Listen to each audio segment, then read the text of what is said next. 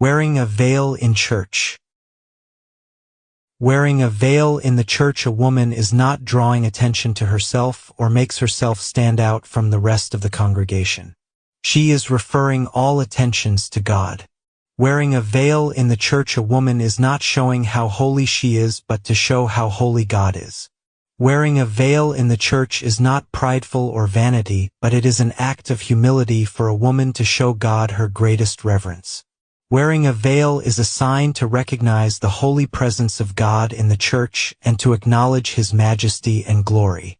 Wearing a veil is to show the gentle and elegant love for Jesus when receiving Him in Holy Communion, as the laced veil is both gentle and elegant.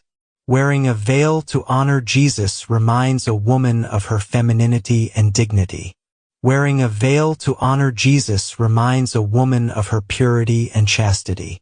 Wearing a veil to honor Jesus reminds a woman to dress modestly, not only in the church but in all occasions. Wearing a veil can become an act of courage and fortitude in some parishes where no woman is wearing a veil. A woman may need great courage to dare to be different in doing the right thing.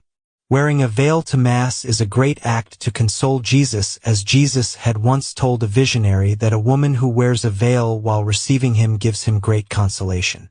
She is like Veronica wiping His holy face with her veil. Word of God. But I want you to understand that the head of every man is Christ, the head of a woman is her husband, and the head of Christ is God. Any man who prays or prophesies with his head covered dishonors his head. But any woman who prays or prophesies with her head unveiled dishonors her head. It is the same as if her head were shaven. For if a woman will not veil herself, then she should cut off her hair. But if it is disgraceful for a woman to be shorn or shaven, let her wear a veil.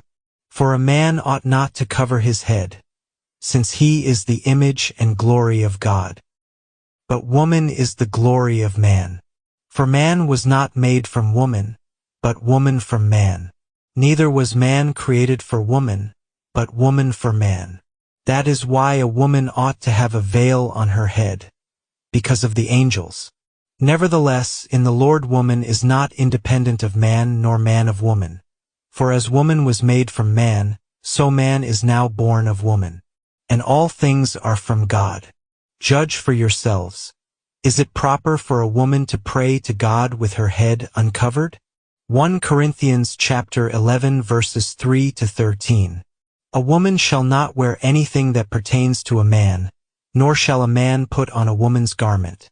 For whoever does these things is an abomination to the Lord your God. Deuteronomy 22 verse 5. Also that women should adorn themselves modestly and sensibly in seemly apparel, not with braided hair or gold or pearls or costly attire, but by good deeds, as befits women who profess religion. 1 Timothy 2 verses 9 to 10. Let not yours be the outward adorning with braiding of hair, decoration of gold, and wearing of fine clothing, but let it be the hidden person of the heart with the imperishable jewel of a gentle and quiet spirit, which in God's sight is very precious. 1 Peter 3 verses 3 to 4.